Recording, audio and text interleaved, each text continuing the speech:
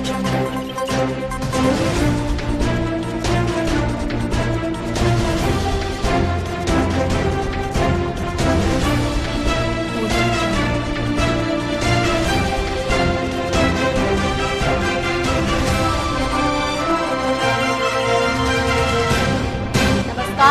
बेनीवाल और स्वागत है आपका न्यूज टुडे में। आइए नजर डालते हैं आज के हेडलाइंस पर।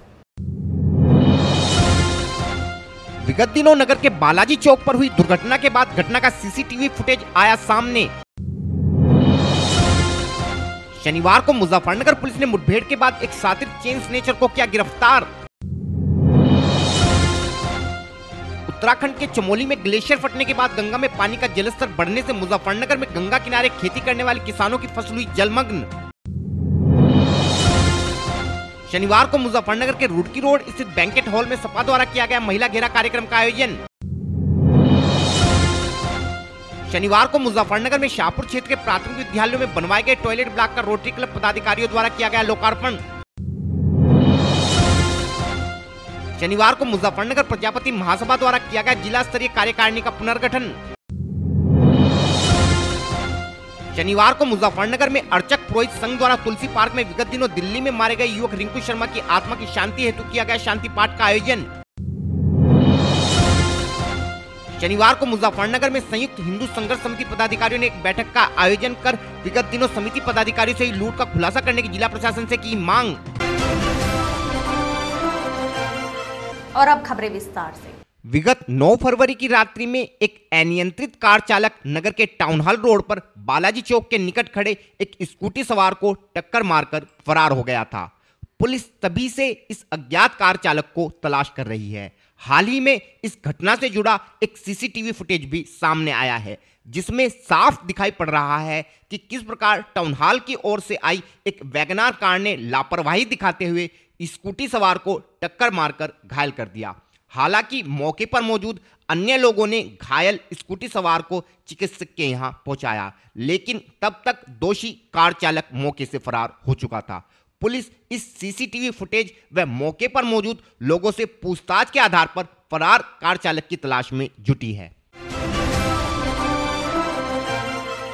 शनिवार को मुजफ्फरनगर की सिविल लाइन थाना पुलिस व बदमाशों के बीच क्षेत्र के संधावली कट के पास हुई मुठभेड़ के बाद पुलिस ने एक बदमाश को गिरफ्तार करने में सफलता प्राप्त की है।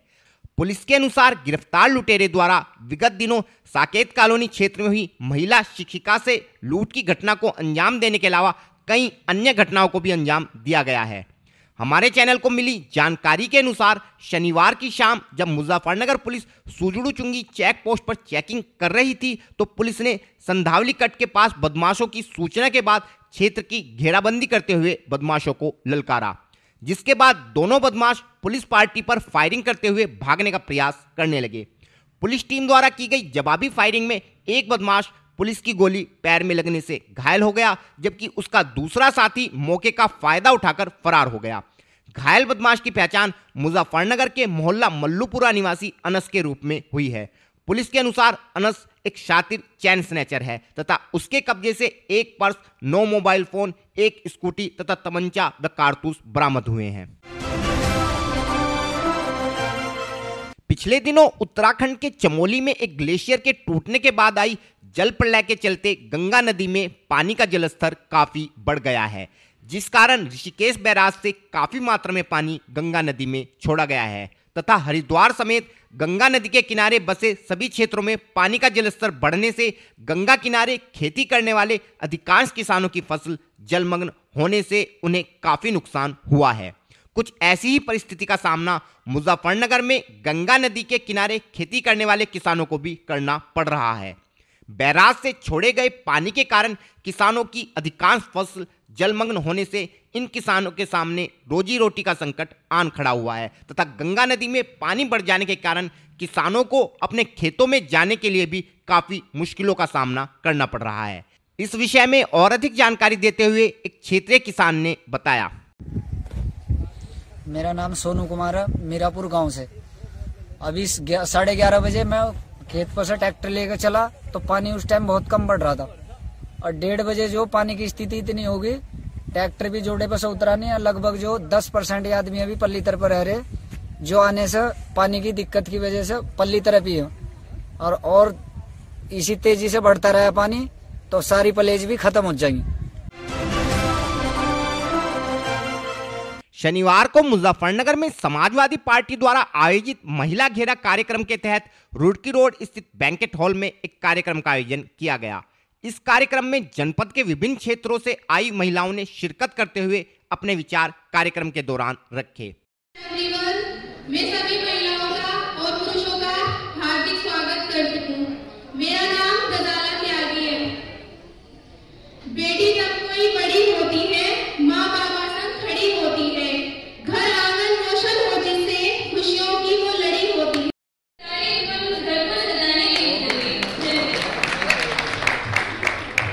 इस दौरान पार्टी जिला अध्यक्ष प्रमोद त्यागी ने बताया कि प्रदेश में सपा सरकार के कार्यकाल के दौरान महिलाओं के लिए 1090 महिला पावर हेल्पलाइन, 102, 108 एम्बुलेंस सेवा, वृद्धा पेंशन सेवा योजना के अलावा प्रदेश में बेटियों की शिक्षा हेतु बेटी बचाओ बेटी पढ़ाओ अभियान के साथ बेटियों के विवाह हेतु भी योजनाएं चलाकर महिला उत्थान में अग्रणी भूमिका सपा सरकार ने निभाई थी।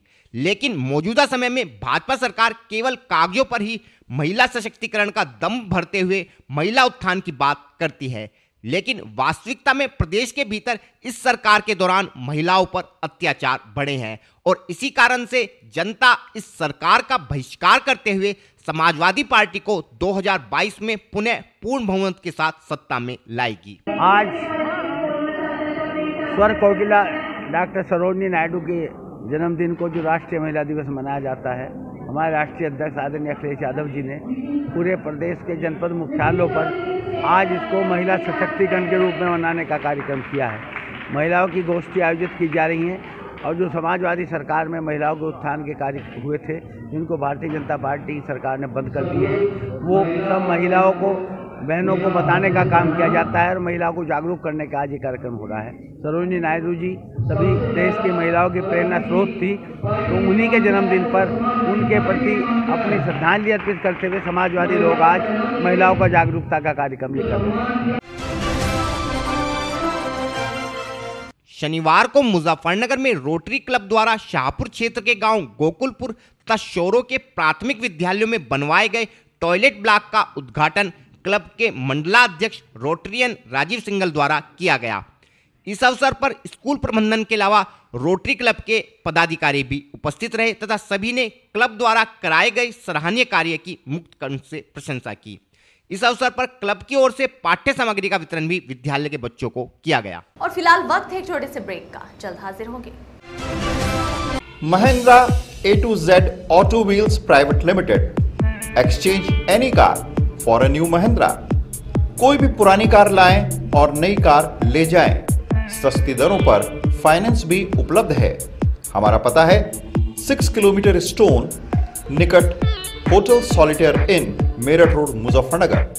फोन 8392954005, 8392954021 और 8392954018। हमारी शाखा है Kairana road Shamli. Mobile 8392954051 extension 1546, near पशुपेट Delhi Saharanpur highway Baraut Baghpat. Phone 9639004811 extension 2122।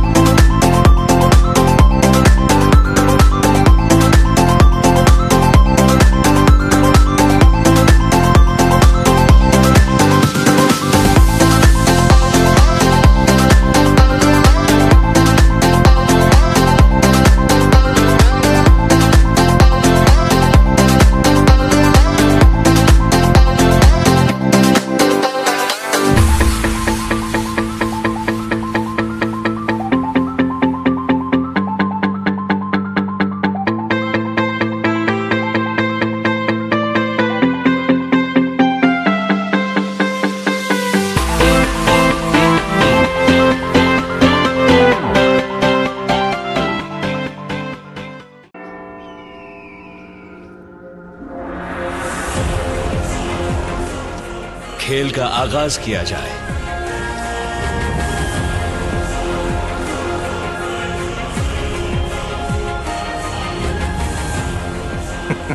सोच समझकर चाल चलना युवराज।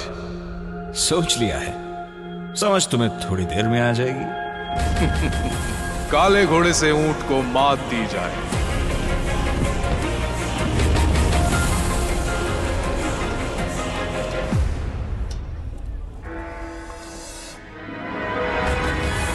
सिग्नेचर। वजीर से काले हाथी को मात दी जाए। शय और मात, चेकमेट। सिग्नेचर फाइनेस्ट पान मसाला।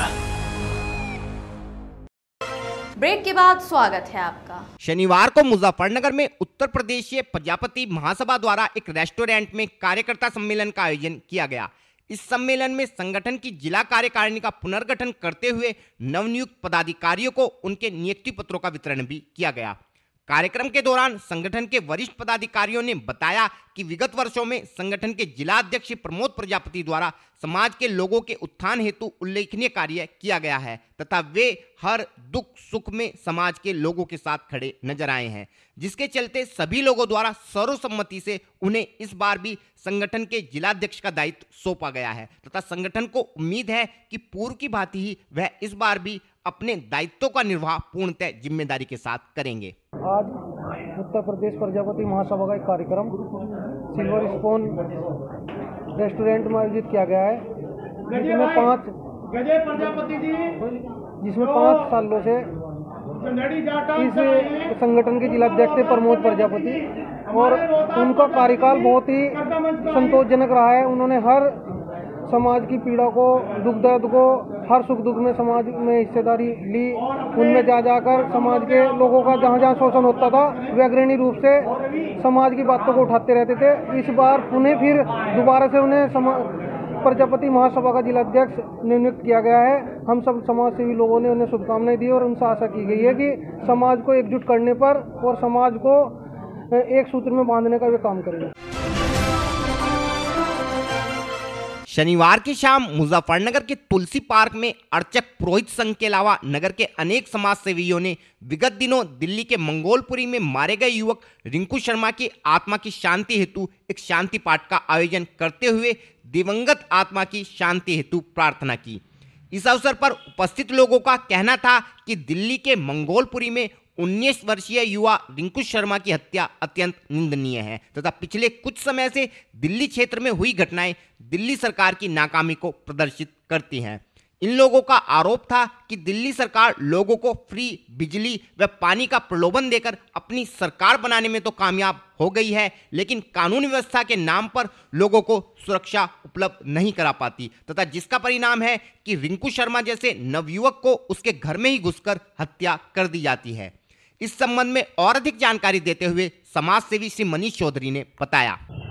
देखिए, इस समय आप देख ही रहे हैं कि भारत में हमारे पूरे क्या कंडीशन चल रही है। कहीं त्रासदी, कहीं पर हत्याएं, कहीं पर हिंदू मुस्लिम। इसी कड़ी में एक हमारे रिंकू शर्मा जो कि दिल्ली में रहकर अपने परिवार के साथ बहुत ही गरीबी में अपना जीवन यापन कर रहे थे, लेकिन कुछ सामाजिकता या फिर हिंदू मुस्लिम को निशाना बना करके जिस प्रकार उनकी निर्मम हत्या की गई है, बहुत ही शर्मनाक है। हमें खेद है कि दिल्ली में अरविंद केजरीवाल जैसे मुख्यमंत्री सिर्फ बिजली पानी बांट रहे हैं फ्री में, लेकिन हमारे जैसे हिंदू वीरों को और जो देश की तिरंगे का अपमान करते हैं वो भी सारा काम दिल्ली में ही हो रहा है। किसानों पे जो लाठियाँ बरसाई जा रही हैं वो भी दिल्ली में ही बरसाई जा रही हैं। जो भी पूरे भारत को शर्मनाक किया जा रहा है वो भी दिल्ली के अंदर ही किया जा रहा है। ऐसा कि दिल्ली में ही ऐसा ही क्या है, जो अरविंद केजरीवाल की सरकार होते हुए अपने आप को माननीय मुख्यमंत्री जी के पद पर बैठाए हुए हैं, लेकिन सिर्फ गरीबों को सामने करके बिजली फ्री, पानी फ्री दे करके हर तरह की आवाज़ दबाने का काम दिल्ली सरकार कर रही है। अगर दिल्ली सरकार इस मुद्दे को, किसान भाइयों के मुद्दे को, या उनके ऊपर जो लाठियाँ बरसाई गई हैं, भारत तिरंगे का अपमान जो दिल्ली में हुआ है, अगर उसका जवाब अरविंद केजरीवाल के पास नहीं है तो इस्तीफा दे देना चाहिए। देखिए जो अरविंद केजरीवाल जी उनके अंडर वहाँ पुलिस फोर्स नहीं आती है, देखिए केंद्र सरकार को सिर्फ निशाना बनाया जाता है। मुख्यमंत्री जो दिल्ली का है वो अरविंद केजरीवाल जी है। नहीं, मुख्यमंत्री है लेकिन उनके अंडर में पुलिस प्रशासन उनके अंडर में नहीं आता है। तो फिर वो मुख्यमंत्री किस बात का है? वो सिर्फ बिजली पानी और चीज के लिए मुख्यमंत्री नहीं, सिर्फ वो गरीबों को सामने पेश करके भारत सरकार को निशाना बना रहा है। वो तो केंद्र सरकार के हाथ में है ना। केंद्र सरकार के हाथ में सिर्फ पूरा भारत होता है, लेकिन जो अगर राज्य होता है उसका मुख्यमंत्री जो वहाँ का होता है वही होता है, जिम्मेदार भी वही होता है।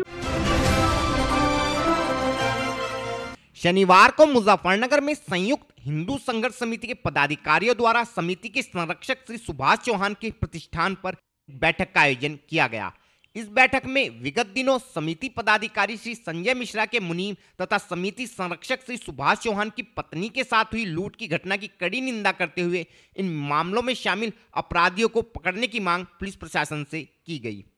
समिति पदाधिकारी श्री नरेंद्र पवार का कहना था कि एसएसपी मुजफ्फरनगर द्वारा चलाए गए जीरो ड्रग्स अभियान में समिति संरक्षक श्री सुभाष चौहान ने मुजफ्फरनगर केमिस्ट एसोसिएशन का अध्यक्ष होने के नाते अपना पूर्ण सहयोग पुलिस को दिया था, जिसके चलते नशीली दवाओं के कारोबार में लगे ड्रग्स माफिया व कई सफेदपोश उनसे रंजिश रखते हैं तथा उन्हें आशंका है कि इन असामाजिक तत्वों द्वारा ही इन आपराधिक घटनाओं को अंजाम दिलाया गया है। अतः समिति पदाधिकारी प्रशासन से मांग करते हैं कि इन घटनाओं का खुलासा करते हुए दोषी लोगों को उनके अंजाम तक पहुंचाया जाए, अन्यथा संयुक्त हिंदू संघर्ष समिति आंदोलन हेतु बाध्य होगी। इस संबंध में और अधिक जानकारी देते हुए श्री नरेंद्र पवार ने बताया, आज हिंदू संघर्ष समिति के सभी घटक दलों की, जिसमें लगभग 2 दर्जन संगठन कार्य करते हैं हिंदू संघर्ष समिति के बैनर तले, और उसको लेकर हिंदू संघर्ष समिति के संरक्षक श्री सुभाष चौहान जी के प्रतिष्ठान पर एक बैठक का आयोजन किया जा रहा है, जिसमें बड़े ही गंभीर मुद्दे को लेकर ये बैठक हो रही है और इसमें रणनीति तय की जा रही है कि जो अभी कुछ ही समय में हिंदू संघर्ष समिति के संरक्षक और हिंदू संघर्ष समिति के घटक दल हैं संजय मिश्रा जी गुड़ मंडी से, 2 लोगों के साथ लूट की घटनाएं हो चुकी हैं। नगर हमारा ज़िले का मुख्यालय है, अपने आप में बड़ी अहमियत रखता है और हमारे ज़िले मुख्यालय नगर में दिन दहाड़े और ऐसे पदाधिकारियों के साथ लूट की घटना होना अपने आप में एक सवाल प्रश्न चिन्ह खड़ा करता है, जिसमें सुभाष चौहान जी द्वारा हमारे ज़िले के पुलिस के कप्तान अभिषेक यादव जी ने जीरो ड्रग्स अभियान की शुरुआत की थी। उसमें सुभाष चौहान जी के संगठन ने और हिंदू संघर्ष समिति ने पूरा भरपूर सहयोग किया था।